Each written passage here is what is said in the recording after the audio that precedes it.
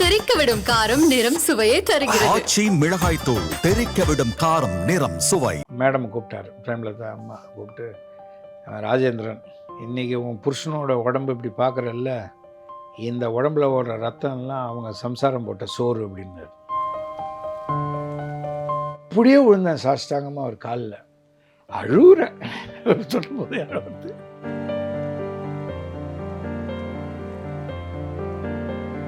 So இப்போ Sunday வந்து எங்கள் மாமனார் வீட்டில் தான் அவங்களுக்கு சாப்பாடு. இங்கேருந்து மின்ட்டுக்கு வந்துடுவாங்க ராவுதரும் விஜயகாந்த் அதனால என் ஒய்ஃப் தெரியும். அகல் விளக்கு படம் வந்தது பார்த்தீங்களா, அதில் ஒரு பாட்டு வரும், ஏதோ நினைவுகள் மனதிலே நான் சாங் வரும்ல, அந்த சாங்க்கு விஜயகாந்த் சார் எப்படி நடக்கணும், எப்படி மூமெண்ட் பண்ணணும்னு அவருக்கு சொல்லி கொடுத்தவங்க என் ஒய்ஃப். ஒரு நாள் நான் காரில் போய் நடிகர் சங்கத்தில் இறங்குறேன், விஜயகாந்த் சார் பின்னாடியே காரில் வந்துட்டார். வந்து இறங்கினோடனே, ராஜே ரூமுக்கு வா அப்படின்னாரு. ரூம் போனேன். நீ ஏன் சிங்கப்பூர் மலேசியாவுக்கு வரல, லிஸ்ட்டில் உன் பேர் காணுமே அப்படின்னாரு. நான் எதுக்குங்க வரணும் அப்படின்னு கேட்டேன். பிடிச்சி தூக்கி செவுத்தில் நிற்க வச்சிட்டாரு. முடிஞ்சதுக்கப்புறம் கூட இப்போ நான் போய் அவர்கிட்ட சொல்லிட்டு கிளம்புறேன், ஆனால் நான் கிளம்புறேன்னா எனக்கு ஃப்ளைட்டு நான் டைம் போடணும், நீ ரூமுக்கு வா அப்படின்னாரு. அப்புறம் நேராக ரூமுக்கு போனோடனே இந்த ஒரு கை அகலத்துக்கு இவ்வளோ பெருசு மசால் வடை, மிளகா பஜ்ஜி, இதுதான் ரொம்ப விரும்பி சாப்பிடுவார். பெரிய பெரிய ஆளுங்களோட காரில் ஓப்பன் பண்ணாங்கன்னா அந்த கார் பெர்ஃப்யூமு அதெல்லாம் இருக்கும். நீங்கள் இவரோட காரை ஓப்பன் பண்ணிங்கன்னா மசால் வடை ஸ்மெல்லு, மிளகா பஜ்ஜி ஸ்மெல்லு தான் இருக்கும் அவருடைய வண்டியில். அவர் வந்து இந்த மாதிரி சேர்லெல்லாம் உட்காரவே மாட்டார். ஷூட்டிங் ஸ்பாட்டில் பார்த்தீங்கன்னா ஸ்டூல் போட்டு இந்த ஸ்டூலில் தான் உட்காருவார். ரெண்டாவது இப்போ பெரிய ஆர்டிஸ்ட்டுங்களாம் நடக்கிறாங்க, ஹீரோயின் இருக்காங்க, அவங்க இருக்காங்க, அவங்களோட தானே சாப்பிட்ணுன்னுவாங்க. இப்போ இவர் தம்பி இருக்கார், இங்கே கேமராமேன் இவங்கெல்லாம் இருக்கிறாங்க, இங்கே வந்து ஸ்டூல் போட்டு உட்காந்து இவங்களோட தான் உட்காந்து சாப்பிடுவார். அவருக்கு அந்த ஹையர் லெவலில் அவரெல்லாம் வந்து பிடிக்காது.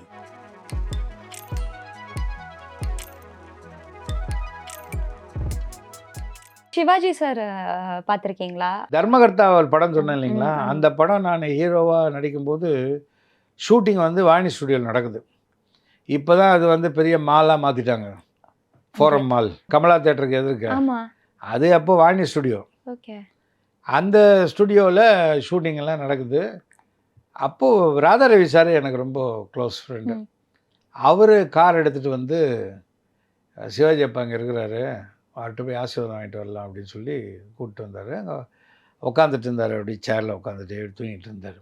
இவர் போய்ட்டாப்பா அப்படின்னாரு. யாரா அப்படின்னாரு. இது மாதிரி என் ஃப்ரெண்டு படம் முதல் தடவை ஹீரோவாக பண்ணுறான், அவனுக்கு ஆசீர்வாதம் பண்ணுங்க அப்படின்னா நான் போய் அவர் காலில் வந்து ஆசீர்வாதம் பண்ணேன். என்ன படம் பண்ணுற அப்படின்னு கேட்டார். மாதிரி தர்மகர்த்தான்னு ஒரு படம்ப்பா. என்ன கர்த்தா அப்படின்னாரு. தர்மகர்த்தாப்பா. யார் டைரக்டர் அப்படின்னாரு. இந்த வெங்கட்ராமானுஜம். இந்த வேணு பிக்சர்ஸில் கதை வசனம் எழுதிட்டு வந்தேன். அவ்வளோ ஞாபகமாக சொல்கிறார். ஆமாப்பா அப்படின்னு. அவன் கதை தானே எழுதுவான், அவன் என்ன டைரக்ட் பண்ணுறான் அப்படின்னாரு. அப்பா அந்த முதலாளி படம் வந்து இல்லைப்பா, அதான்ப்பா எடுக்கிறாங்கப்பா அப்படின்னு. சரி நல்லா பண்ண அப்படின்னு ஆசீர்வாதம் பண்ணி அனுப்பிச்சார். அதுதான் நான் சிவாஜி ஐயாவை நான் முதல் தடவையாக மீட் பண்ணது. அதுக்கப்புறம் நான் நடிகர் சங்கத்தில் எக்ஸிக்யூட்டிவ் கமிட்டி மெம்பராக Radha Ravi sir, Vijayakanth sir, Sarathkumar sir இவங்களோடெல்லாம் நான் இருந்தேன். அப்போ நடிகர் சங்கம் ஒரு எலெக்ஷன் முடிஞ்சதுக்கப்புறம் நாங்கள் எல்லாருமே போய் சிவாஜி அப்பாட்ட ஆசீர்வாதம் வாங்குறதுக்காக போனோம். விஜயகாந்த் சார் தான் கூப்பிட்டு போனார். அப்போ கலைஞர் ஐயா போய் பார்த்துட்டு சிவாஜி அப்பா வீட்டுக்கு வரோம். இங்கே போக் ரோட்டில் வந்து அவர் உள்ளே, அப்போது கொஞ்சம் சினிமாலாம் அவருக்கு இல்லை, அப்படியே உட்காந்துட்டு இருந்தார். உள்ளே உட்காந்துருந்தார். பிரபு சார் இருந்தார்.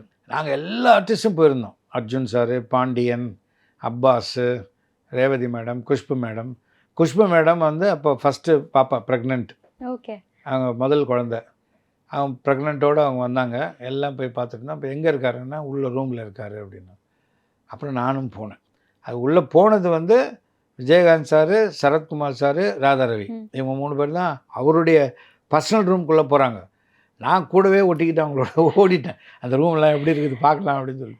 அங்கே போனால் அங்கே இவ்வளோ பெரிய சோஃபா போட்டிருந்தது. அங்கே போய்ட்டு அப்பா அப்படின்னாரு இவர். யாரா அது அப்படின்னு குரல். எனக்கு அப்படியே திருவிளையாடல், திருவருட்செல்வம், சரஸ்வதி சபதம் அப்படியே மைண்டில் ஓடுது. அதே கம்பீரமான வாய்ஸ். அவர் எழுந்திரிச்சு வரும்போதும் அதே மாதிரி ஒரு நடையோடு தான் வருவார்னு நான் பார்த்தேன். அவர் எழுந்துச்சு நடந்து வரும்போது பார்த்தா உங்கள் அளவுக்கு தான் இருக்கிறாரு. எனக்கு பார்த்த உடனே அப்படியே கண்ணிலேருந்து தண்ணி பளபளன்னு கொட்டுது. ஏன் அது ரொம்ப அப்படி பார்த்தோம். அப்படியே மெதுவாக நடந்து வர்றாரு. உடல்நிலை முடியாமல் இருந்த ஒரு காலகட்டத்தில் அப்படி சன்னமாக இருந்தார். அப்படியே வந்துட்டு என்னடா எல்லாரும் ஒன்றா வந்திருக்கீங்க அப்படின்னாரு. இல்லைப்பா இந்த மாதிரி நடிகர் சங்க எலெக்ஷனில் ஜெயிச்சிட்டோம், உங்கள்கிட்ட ஆசீர்வாதம் வந்திருக்கோம். வெளியில் வந்து நடிகர்கள் பட்டாளத்தையே பார்த்த உடனே அவருக்கு சந்தோஷம் தாழலை. ஏன்னா ரொம்ப நாள் கழிச்சு அவர் வந்து எல்லா நடிகர்களையும் ஒன்றா பார்க்குறாரு. வந்து உட்காந்துக்கிட்டு அவர் பாட்டு பேசிட்டு அர்ஜுன் சாரை கூப்பிட்டு வச்சு அவர் கையில் குத்திக்கின்னு ஒரு குழந்த மாதிரி விளையாடிட்டு இருந்தார். அப்போ விஜயகாந்தை என்னை அறிமுகப்படுத்துகிறாரு. பா இவர் வந்து ராஜேந்திரன், டே இவனே எனக்கு தெரியும்டா அப்படின்ட்டாரு. எனக்கே ஷாக்கு. நான் எப்போ பார்த்தது ஃபர்ஸ்ட் படம் இப்போ எனக்கு தெரியும்டான்னு. எப்போ இவர் ஞாபகம் வச்சு என்ன சொல்கிறாருன்னா, இவன் நாடகத்தை பார்க்கணுன்றதுக்காக 3:30 மணிக்கெல்லாம் கமலா என்னை காப்பியோடு வந்து எழுப்புவா அப்படின்னு. ஏன்னா அப்போ நான் எத்தனை மனிதர்கள்னு ஒரு சீரியல் பண்ணிகிட்டு இருந்தேன். 7 சேனல் நாராயணன் சார்து. அதில் ஏன்னா 3 கேரக்டர். ஒன்று வந்து மென்டலு, இன்னொன்று வந்து யங்கேஜு, இன்னொன்று வந்து ஓல்டு. 3 கேரக்டர் நான் பண்ணேன். ஏன்னா இவன் நாடகத்தை பார்க்கணும் அவ்வளோ நல்லா நடிப்பான்டாவன். தெய்வ மகனில் நான் நடித்த மாதிரியே நடிப்பான்னும் போது இதை விட வேறு என்ன அவார்டு வேணும். அப்படியே விழுந்தேன் சாஷ்டாங்கமாக அவர் காலில் அழுகுறேன். சொல்லும்போது யாராவது அந்த மாதிரி அழுதேன். அவர் கூப்பிட்டு பக்கத்தில் உட்கார வச்சு தலையை தட்டினார். அந்த ஃபோட்டோ இன்னும் நடிகர் சங்கத்தில் பெருசாக இருக்குது. எல்லாரோடவும் நாங்கள் இருக்கிறது. அதனால் இது வேணா ஆஸ்கார் அவார்டு, ஜனாதிபதி எல்லாம் அவர் வாயால் வந்து தான். அது ரொம்ப எமோஷ்னலான ஒரு டைம் அது. அந்த மாதிரி அவர்கிட்ட எனக்கு ஒரு அனுபவம். இப்போ விஜயகாந்த் சார் பற்றி சொல்லும்போது, விஜயகாந்த் சாரும் உங்கள் வாழ்க்கையில் அவ்வளோ பெரிய ஒரு இம்பார்ட்டன்ஸ் கொண்டு வந்திருக்காரு. ஆக்சுவலி அது விஜயகாந்த் சார் வந்து எனக்கு பழக்கமானது நடிகர் சங்கத்தில் தான். பட் அவர் வந்து என் ஒய்ஃபோட அப்போ என் மாமனாருக்கு ரொம்ப பழக்கம். ஏன்னா எங்கள் மாமனார் வந்து பெரிய டிஸ்ட்ரிபியூட்டர். அவருக்கும் மதுரையில் இருக்கிற ஒரு டிஸ்ட்ரிபியூட்டருக்கும் பழக்கம். ஸோ அவர் மூலமாக தான் விஜயகாந்த் சாரும் ராவுதர் சாரும் இங்கே வந்தாங்க. ஸோ இப்போ சண்டே வந்து எங்கள் மாமனார் வீட்டில் தான் அவங்களுக்கு சாப்பாடு. இங்கேருந்து மின்ட்டுக்கு வந்துடுவாங்க ராவுதரும் விஜயகாந்த் சாரும். அதனால என் ஒய்ஃப் தெரியும். இந்த அகல் விளக்கு படம் வந்தது பார்த்தீங்களா, அதில் ஒரு பாட்டு வரும், ஏதோ நினைவுகள் மனதிலே நான் சாங் வரும்ல, அந்த சாங்க்கு விஜயகாந்த் சார் எப்படி நடக்கணும், எப்படி மூமெண்ட் பண்ணணுன்னு அவருக்கு சொல்லி கொடுத்தவங்க என் ஒய்ஃப். ஸோ அந்த அளவுக்கு கொஞ்சம் பழக்கம்.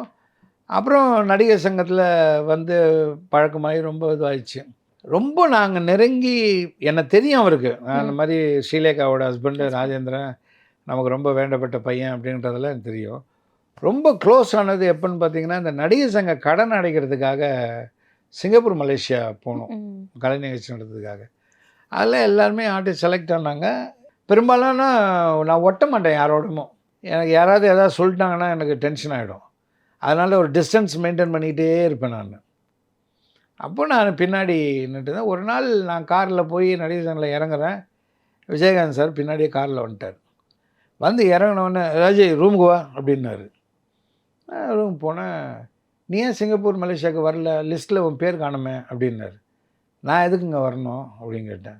என்ன அப்படி கேட்குற, நீ நடிகர் சங்கத்தில் எத்தனை வருஷமாக இருக்கிற, அந்த கடனை அடைக்கிற ஒரு பெரிய ஒரு நிகழ்ச்சி, அதில் உன் பேர் இருக்க வேணாமா, நீ வான்னாரு. இல்லைங்க நாங்கள் வந்து என்னங்க பண்ண போகிறோம், சும்மா சிங்கப்பூர் மலேசியாவில் வந்து ரூமில் உட்காந்துருக்க போகிறேன். நீங்கள் கலை நிகழ்ச்சி நடத்துனீங்கன்னா டான்ஸ் ஆடினீங்கன்னா நான் அங்கே உட்காந்து பார்க்க போகிறேன். அது எதுக்கு நாங்கள் வந்து பார்க்கணும், இங்கே டிவியில் போடுவாங்க நான் பார்த்துக்குறேன் அப்படின்ட்டேன். அப்படிலாம் சொல்ல விடாதா, நீ இருக்கணும், உன் பேர் இருக்கணும் அப்படின்னு சொல்லிகிட்டு இருக்கும்போதே ஒரு பிஆர்ஓ வந்தார். டேய் ராஜேந்திரன்கிட்ட பாஸ்போர்ட் வாங்கி அவனையும் இந்த லிஸ்ட்டில் சேர்த்துக்கோ அப்படின்னாரு. நான் சொன்னேன், அண்ணா ஒரு நிமிஷம் இருங்க, ஏண்ணே அவ்வளோ அவசரப்படுறீங்க, நாங்கள் வந்து என்ன பண்ண போகிறோம், யாராவது என்னை வேலை வாங்கினாங்கன்னா எனக்கு பிடிக்காது. நான் வந்து என்ன வேலை, ஏதாவது ஒரு வேலை சொல்லுங்கள், அந்த வேலைக்காக நான் வரலாம் அப்படின்னு நான் பேசிட்டு இருக்கும்போது என்ன நான் இப்படி அடம் பிடிக்கிறேன் அப்படின்னாரு அவர். அந்த மாதிரி பேசிகிட்டே இருக்கும்போது கலா மாஸ்டர் உள்ளே வந்தாங்க. அந்த ப்ரோக்ராம் விஷயமா டான்ஸ் கலா மாஸ்டர், பிருந்தா மாஸ்டர், அவங்களுடைய பெரிய அக்கா ஹேமலதான்னு சொல்லிட்டுருக்காங்க, அவங்க எல்லாம் வந்தாங்க. வந்த உடனே இந்த மாதிரி இருக்குது, அப்போ நீ ஒன்று பண்ணு, நீ டான்ஸுக்கு போய்டு அப்படின்னாரு. ஏங்க எனக்கு என்னங்க டான்ஸ் ஆட தெரியும், என்ன போய் டான்ஸுக்கு போங்கன்றீங்க அப்படின்னு. இல்லைடா அவங்களுக்கு ஏதாவது உதவி பண்ணுற மாதிரி போங்க, அது நீ வேணால் சொல்லி விடுங்க நான் பார்த்துக்கிறேன். சரி ஓகே அப்படின்னு சொல்லிவிட்டு நான் என்ன சொன்னேன், ஒரே ஒரு கண்டிஷன் தான் நான் சொல்கிறேன், அது நீங்கன்றதுனால நான் ஓப்பனாக சொல்கிறேன். என்னை யாரும் ஆர்டர் போடக்கூடாது. ம். என்கிட்ட ஒரு வேலையை ஒப்படைச்சிட்டிங்கன்னா அதில் வர ப்ளஸ்ஸு மைனஸ் எல்லாமே எனக்கு தான் சொந்தம். நீங்கள் விட்டுடணும். நீங்கள் ஒன்று சொல்லுவீங்க, அப்புறம் அந்த நடிகர் வந்து இதை செய்யினான்னா நான் கடுப்பாயிடுவேன். நான் யாருக்கும் டிபெண்ட் பண்ணி போகணுன்னு அவசியம் இல்லை அப்படின்ட்டேன். எனக்கு தெரியும்டா உன்னை பற்றி, உன்னை யாரும் கேட்க மாட்டாங்க, நீ போ அப்படின்னு சொல்லிட்டாரு.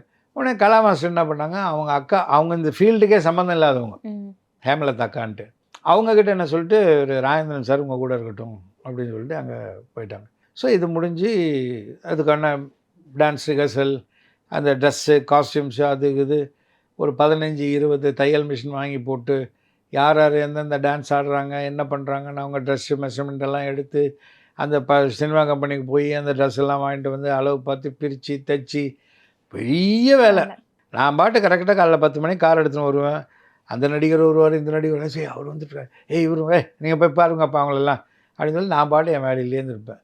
இது எல்லாத்தையும் அவர் வாட்ச் பண்ணிகிட்டு இருந்திருக்காரு. வந்து முடிஞ்சது, சிங்கப்பூர் மலேசியா போயிட்டோம். அங்கே போன உடனே கலை நிகழ்ச்சிகள்லாம் முடிஞ்சுது. விஜயகாந்த் சார்கிட்ட மட்டும், அண்ணங்கிட்ட மட்டும் போய் யாராவது சொல்லணுன்னா நான் தான் போகணும். கொஞ்சம் பர்சனலாக எதுவாக இருந்தாலும், ஏன்னா என்னை ரொம்ப பிடிக்குன்றதுனால. அங்கே போய் எல்லாமே முடிஞ்சது வந்தது.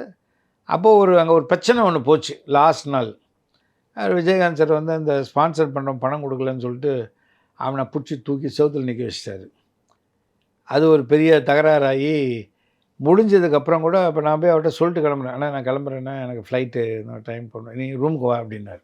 அப்புறம் நேராக ரூமுக்கு போனோடனே இந்த ஒரு கை அகலத்துக்கு இவ்வளோ பெருசு கோல்டு காயின், பியூர் கோல்டு, செப்பு கலக்காதது, அந்த மலேசியாவோட சிம்பிள் அந்த ஈகிள் போட்டது, அது எனக்கு அது ஒரு 5 பவுண்ட் இருக்கும். அது எனக்கு கொடுத்தாரு. இது என்னதுக்குங்க எனக்கு கொடுக்குறீங்கன்னு. இல்லை இல்லை, நான் உன்னை கவனிச்சுட்டு தான் இருந்தேன், உன்னை நினச்சா எனக்கு ரொம்ப பெருமையாக இருக்குது. ஏன்னா எந்த விதமான ஒரு என்டர்டெயின்மெண்ட் ஆக்டிவிட்டீஸ்லேயும் நீ கலந்துக்காமல் வேலை, ப்ரோக்ராம் முடிஞ்சால் ரூம், இப்படி இருந்த நீ, அது எனக்கு ரொம்ப பிடிச்சிருந்தது. கலா மாஸ்டரோட சிஸ்டர் கூட சொன்னாங்க, அவர் ராஜேந்திரன் சார் ரொம்ப ஜென்யூனாக இருக்கேன்ட்டு, அது ரொம்ப பெருமையாக இருந்தது, அதுக்கு நான் இதை கொடுக்குறேன் அப்படின்னாரு. சரி வாங்கிட்டு நான் நேராக இங்கே ஏர்போர்ட்டுக்கு வந்து இறங்கினேன். ஏர்போர்ட்லேயும் வந்து என்னை கட்டி பிடிச்சிக்கிட்டு சந்திப்போம், நம்ம சங்கத்தில் மீட் பண்ணோம் அப்படின்ட்டு போயிட்டார். ஒரு 1.5-2 மாதம் ஆச்சு. திடீர்னு கேப்டன் வீட்டிலேருந்து ஃபோன், கேப்டன் உங்களை கூப்பிட்றாரு வாங்கன்னு. எனக்கு எதுக்குடா கூப்பிட்றாரு, ஏன்னா அதுக்கு அடுத்தது வந்து லண்டன் ப்ரோக்ராம் ஒன்று இருந்தது. ஸோ அது விஷயமா எனக்கு பேசுறதுக்கு கூப்பிட்றாருன்னு எனக்கு அப்போவே சொல்லிட்டேன், வேணாண்ணே எனக்கு விட்டுருங்கண்ணே, எனக்கு அதெல்லாம் ஒட்டாதுண்ணே அப்படின்னு நான். அப்புறம் அங்கே வந்து கூப்பிட்டாரு. அப்புறம் நான் வீட்டுக்கு போனேன், இதில் கண்ணம்மாள் ஸ்ட்ரீட்டில். போனவுடனே அங்கே உட்காந்துட்டு இருந்தார். வாராஜி அப்படின்னாரு. அப்புறம் உட்காந்து வச்சோன்னா மேடம் கூப்பிட்டாரு, பிரேமலதா அம்மா கூப்பிட்டு, ராஜேந்திரன் சொல்லிவிட்டு அவர் ஒரு வார்த்தை சொன்னார், இன்றைக்கி உன் புருஷனோட உடம்பு இப்படி பார்க்குறல்ல, இந்த உடம்புல ஓடுற ரத்தம்லாம் அவங்க சம்சாரம் போட்ட சோறு அப்படின்னாரு. அது ஒரு மாதிரி மெல்ட் ஆகிட்டேன். அது சொல்ல வேண்டிய அவசியம் இல்லையே, அவர் பாட்டு கூப்பிட்டு எதுக்கு கூப்பிட சொன்னாரோ கூப்பிட்டு போயிருக்கலாம்.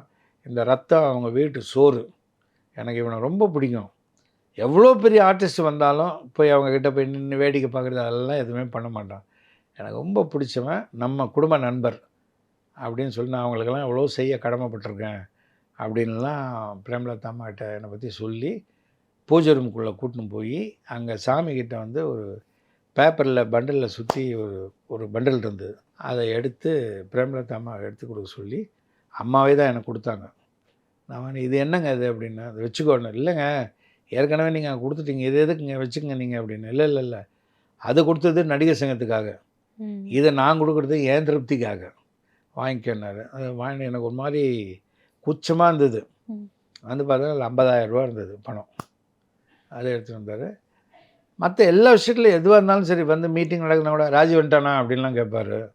ரொம்ப இது. அதே மாதிரி வந்துட்டு நான் வந்துட்டேன்னு சொன்னான்னா வச்சுங்க, உடனே கூப்பிடுவார், டேய் கேன்டீனில் போய் நிறைய பச்சை மிளகா போட்டு மசால் வடை சுட சொல்கிறா, டீ வேணுன்னு சொல்கிறா, அதை சாப்பிடணும் பண்ணி நாங்கள் செத்து போயிருக்கா அப்படின்னு நான் சொல்கிறேங்க போயிட்டு அப்படின்னுவேன். அதனால் அவருக்கு வந்து அந்த மசால் வடை, மிளகா பஜ்ஜி இதுதான் ரொம்ப விரும்பி சாப்பிடுவார். நீங்கள் அவருடைய காரை நீங்கள் ஓப்பன் பண்ணிங்கன்னு வச்சுங்களேன், பெரிய பெரிய ஆளுங்களோட காரில் ஓப்பன் பண்ணாங்கன்னா அந்த கார் பெர்ஃப்யூமு அதெல்லாம் இருக்கும். நீங்கள் இவருடைய காரை ஓப்பன் பண்ணிங்கன்னா மசால் வடை ஸ்மெல்லு, மிளகா பஜ்ஜி ஸ்மெல்லு தான் இருக்கும் அவருடைய வண்டியில். ரொம்ப எளிமையான ஒரு மனிதர், ரொம்ப ரொம்ப சாஃப்டாக இருப்பார். அதே மாதிரி இங்கிலீஷில் பேசுனீங்கன்னா தொலைச்சி விடுவார். ஒரு தடவை நானும் அவரும் உட்காந்து ரூமில் பேசிகிட்டே இருக்கோம். சேம்பர்லேருந்து ஃபோன் வந்துச்சு. ஏய் ஃபோன் யாருன்னு கேளு அப்படின்னாரு. நான் எடுத்தேன். அங்கே அந்த அம்மா அங்கே இருக்கும் யாரோ ரிசப்ஷனிஸ்ட் யாரோ பேசுகிறாங்க. இந்த மாதிரி சேம்பர் பிரசிடெண்ட்டு சாரை மீட் பண்ணணுன்றார், பேசணுன்றாரு, ஒரு நிமிஷம் இருங்க அப்படின்னு. ஃபோனை மூடிட்டு சேம்பர்லேருந்து பேசுகிறாங்கண்ணா அப்படின்னு. பேசுகிறேன் அப்படின்னு சொல்லிட்டு வச்சிட்டார். இவர் எடுத்துகிட்டு ஹலோ யாரும்மா பேசுகிறது அப்படி கேட்டிருந்தா பரவாயில்ல. இவர் என்ன பண்ணிட்டாருன்னா ரொம்ப ஸ்டைலாக பேசணும். சேம்பர்லேருந்து எடுத்த உடனே ஹலோ அப்படின்னாரு. அவங்க என்ன பண்ணிட்டாங்க, அங்கேருந்து இவர் ஹலோ சொன்னதே அவ்வளோ ஸ்டைலாக இருக்கே, இவர் ஏதோ பெரிய ஆக்ஸ்ஃபோர்ட் யூனிவர்சிட்டியில் எல்லாம் படிச்சுட்டு வந்துருக்க போட்டுருக்குன்னு, சார் அவர் chamber president one to me talk to you sir சுச்சின்னு போச்சு. இவர் கொஞ்ச நேரம் இப்படி என்ன பார்த்தாரு, ஃபோனை பார்த்தாரு, ராங் நம்பர் அப்படின்னு வச்சிட்டாரு. கட் பண்ண நான் எழுந்திரிச்சு வெளில ஓடினேன். ஏய் புடா அவனை அப்படின்னாரு.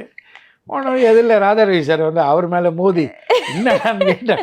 உள்ளே போய் பாருங்கள் அவர் பண்ணுற கூத்து அப்படின்னு. வந்து பார்த்தோன்னா உள்ளே வந்து என்னடா ஆச்சு அப்படின்னு கேட்டேன். நான் எடுத்து அலோன்னு அங்கேருந்து ஏதோ ஒரு பொம்பளை பிள்ளை இஷ்டத்துக்கு இங்கிலீஷில் பேசுதுடா, எவனோட இங்கிலீஷ் தெரியும், இது இங்கிலீஷில் பேசணும்னு சொல்கிறேன் அப்படின்னு. அப்படி ஒரு வெள்ளந்தியான ஒரு மனுஷன், தங்கமான மனுஷன். நிறைய காமெடி நிகழ்வுகள்லாம் நடந்துருக்குது அவர் கூட எனக்கெல்லாம். ஆனால் ரொம்ப பர்சனலாக தெரிஞ்சவங்க இருந்தால் மட்டும்தான் அவருடைய குழந்தைத்தனமான விஷயம் வெளியில் வரும். இல்லைன்னா அந்த கதர் வேட்டிக்கும் கதர் ஜிப்பாக்கும் நின்று அப்படி பார்த்தாருனால மிரண்டு ஓடுவாங்க. தனியாக உட்காந்துட்டோம்னா தான் உள்ளுக்குள்ளே இருக்கிற குழந்தை வெளில வருவார். அவர் பண்ணுற சேஷ்டிகள் தான் இதெல்லாம். அப்படி ஒரு நல்ல மனிதர். கடைசி காலத்திலையும் பேசிட்டு இருந்தீங்களா? ஆமாம் ஆமாம். அவருக்கு வந்து கொஞ்சம் பாதிப்பு வந்தது. அப்போ நான் கடைசியாக அவரை மீட் பண்ணது வந்து டைரக்டர் ஆர்சி சக்தின்னு இருந்தார். அவர் காலமாயிட்டார். அவர் காலமான போது அவருடைய டெத்துக்கு அவர் வந்தார். வந்த உடனே அவருக்கு அப்போவே கொஞ்சம் மெமரி கம்மியாக ஆரம்பிச்சிது. அவர் வந்த உடனே நான் பக்கத்தில் உட்காண்ட்ருந்தேன். வந்து இப்படி என்னை பார்த்து யார் நீ அப்படின்னாரு. அண்ணா என்னண்ணா என்னை போயிட்டு யார் நீன்னு கேட்குறீங்க? ராஜியா சாரிடா, என்னடா இது எப்படிடா நடந்ததுன்ட்டு அவரை பற்றியெல்லாம் கேட்டுன்னு இருந்தார். எல்லாம் பேசி முடிச்சுட்டு அந்த நேரம் பார்த்து யாரோ ஒரு ஆர்டிஸ்ட் வந்தாங்க. அவங்க வந்து வணக்கம் பண்ணாங்க. வணக்கம் அப்படின்னு சொல்லி திரும்பினோடனே யார் நீ அப்படின்னாரு மறுபடியும். ஆனால் நீங்கள் உட்காந்துருந்தா இப்படி தான் கேட்டிருப்பீங்க. நான் ஏன் வெளியில் உட்கார்றேன் இல்லைடா கொஞ்சம் மறதிடா அப்படி. அதெல்லாம் அவர் சொல்லும்போது அந்த ஜீர்ணிக்கிற சக்தி எனக்கு இல்லை. ஏன்னா அப்படியெல்லாம் நான் அவரை பார்த்ததே இல்லை. சிங்கம் மாதிரி நான் பார்த்தேன். அவர் வந்து சாரிடான்னும் போது எனக்கு ரொம்ப கஷ்டமாக போச்சு. நான் போய் நீங்கள் பேசிட்டுருங்க நான் வந்துடுறேன் அப்படின்னு சொல்லிட்டு நான் தனியாக பின்னாடி போயிட்டேன். அதுதான் நான் அவரை கடைசியாக மீட் பண்ணது. அவர் காலமாயிட்டார்னு செய்தி வந்த உடனே ஃபஸ்ட்டு வீட்டுக்கு போயிட்டோம். வீட்டுக்கு போய் மேயாட் ஹாஸ்பிட்டல்லேருந்து பாடி வந்தது. அது தாங்க முடியல அவர் பார்க்குறதுக்கு. போய் மலை வச்சுட்டு வணக்கம் பண்ணிட்டு வந்துட்டேன். அப்புறம் அப்படியெல்லாம் ஒரு மனிதனை பார்க்குறது ரொம்ப கஷ்டம். சோறு போடுறதில்ல அவரை மாதிரி ஒரு மனுஷனை பார்க்கவே முடியாது. அவர் தட்டில் என்ன இருக்குதோ அதே தான் கடைசியாக இப்போ இந்த இடமெல்லாம் பெருக்கி சுத்தம் பண்ணுற ஒரு சகோதரர் இருக்காங்க இல்லைங்களா, அவங்க தட்டுலேயும் அந்த சாப்பாடு தான் இருக்கணும். ரெண்டாவது யாருக்கும் தெரியாமல் வந்து வாட்ச் பண்ணுவார். சாப்பாடு லஞ்சுக்கு எல்லாருக்கும் சாப்பாடு போட்டாச்சு அப்படின்னா, என்ன சாப்பிட்றீங்களா, சாப்பிடு நல்லா சாப்பிட்ற அப்படின்னு பார்த்துட்டே வருவார். அந்த தட்டில் சிக்கன் இருக்கா, மட்டன் இருக்கா, அப்பளம் இருக்கா, அது இருக்கா பார்த்துக்கிட்டே வருவார். வந்துட்டு இவரோட தட்டில் என்ன இருக்குதோ அது எல்லாருக்குமே இருக்கணும். இல்லாமல் மட்டும் இருந்தது தொலைச்சிட்டார் சாப்பாடு விஷயத்தில். அதனால தான் இன்றைக்கி அவர் சமாதியாக இருக்கிற இடமே கோவிலாக இருக்குது அப்படின்னு சொன்னால் அவர் அந்த அளவுக்கு சாப்பாட்லேயும் இல்லை எல்லாம். இன்னொன்றுமா அவர் வந்து இந்த மாதிரி சேர்லெல்லாம் உட்காரவே மாட்டார். ஷூட்டிங் ஸ்பாட்டில் பார்த்தீங்கன்னா ஸ்டூல் போட்டு இந்த ஸ்டூலில் தான் உட்காருவார். ரெண்டாவது இப்போ பெரிய ஆர்டிஸ்ட்டுங்களாம் நடக்கிறாங்க, ஹீரோயின் இருக்காங்க, அவங்க இருக்காங்க, அவங்களோட தானே சாப்பிட்ணுன்னுவாங்க. இப்போ இவர் தம்பி இருக்கார், இங்கே கேமராமேன் இவங்கெல்லாம் இருக்கிறாங்க, இங்கே வந்து ஸ்டூல் போட்டு உட்காந்து இவங்களோட தான் உட்காந்து சாப்பிடுவார். அவருக்கு அந்த ஹையர் லெவலில் அவரெல்லாம் வந்து பிடிக்காது. நம்ம லெவலில் யார் இருக்காங்களோ அதுதான் அப்படின்ற மாதிரி தான் வந்து உட்காந்து சாப்பிடுவார். ரொம்ப குழந்த மனசு, ரொம்ப வெள்ளந்தியான மனுஷன். அது எப்படி சொல்கிறதுன்னு தெரியல. ஏன்னா இவ்வளோ நல்லவங்களெல்லாம் தெய்வம் சீக்கிரமாக கூட்டிகிட்டு போட்டு இன்னும் வாழ்ந்துக்கிறவங்களாம் தேவையில்லாமல் குறைச்சிருக்கு. அப்படி ஒரு நல்ல மனிதர். அவர் கூட பழகினதெல்லாம் பெரிய பாக்கியம். அது எந்த ஜென்மத்தில் செஞ்ச புண்ணியமோ தெரியல. கேப்டன் நாகேஷ் சார் இத்தனைக்கும் நான் ஒன்றும் அவ்வளோ பெரிய பிரபலமான ஒரு நடிகன்லாம் ஒன்றும் ஆகலை. ஆனாலும் இவ்வளோ பேரோட பழகி என்னை பற்றி அவங்களும் தெரிஞ்சுக்கிற ஒரு சந்தர்ப்பத்தை கடவுள் உருவாக்கி கொடுத்துருக்கு. அதனால் ஆண்டவனுக்கு தான் நன்றி சொல்லணும். கண்டிப்பா. அடுத்து உங்களோட அந்த டப்பிங் ஜேர்னின்னு வரும்போது நீங்க நிறைய கத்துக்கிறீங்க, பீச் போய் உட்காந்துருக்கீங்க, இந்த மாதிரிலாம் சொல்லியிருக்கீங்க. இப்போ டெக்னாலஜி வளர்ந்துருச்சு, இப்போ டப்பிங் வேற மாதிரி இருக்கு. அந்த சமயத்துல அந்த டப்பிங் ப்ராசஸ் எப்படி இருக்கும்? இப்போ டெக்னிக்கலி நிறைய நமக்கு வந்ததுனால கொஞ்சம் ஈஸியா இருக்குன்னு சொல்லுவாங்க. ஸோ அந்த சமயத்துல அந்த ப்ராசஸ் எப்படி இருக்குன்னு சொல்ல முடியுமா? இல்லைம்மா, அப்போல்லாம் வந்து ரொம்ப கஷ்டம் டப்பிங் பேசுகிறதெல்லாம். அப்போல்லாம் பார்த்தீங்கன்னா லூப் சிஸ்டம்னு சொல்லுவாங்க. லூப் சிஸ்டம்னா இப்போ ஒரு